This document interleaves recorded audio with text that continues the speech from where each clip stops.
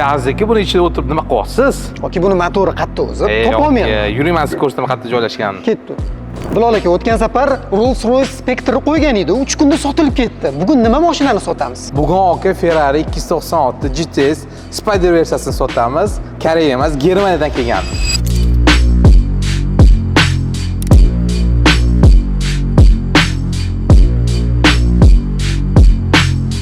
Oka, Ferrari'miz 296 GTS 3 litrli turbo gibrid xizmat jihozlangan 830 tot kuchiga ega.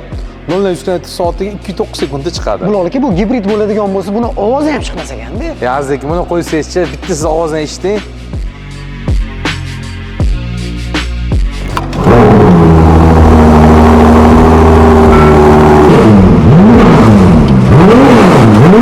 Bilal aka, bo'ldimi? Faqat shumi? Yo'q, bu bomba apparati.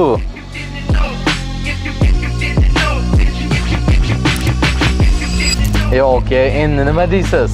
Bu avtomobil ko'chaga chiqqanda vaydod o'radigan joyi bor ekan. Mashinamiz eng full versiyada karbon rul, karbon elementlar полностью ishlatilgan salon bo'yicha italyanskiy asl Alicantaro. Sidenalarni qarang, aka.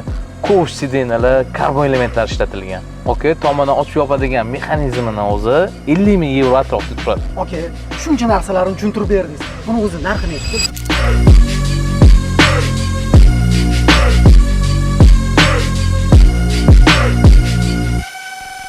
Oke, o'zi bu kolleksionniy mashina, Spider versiyasi.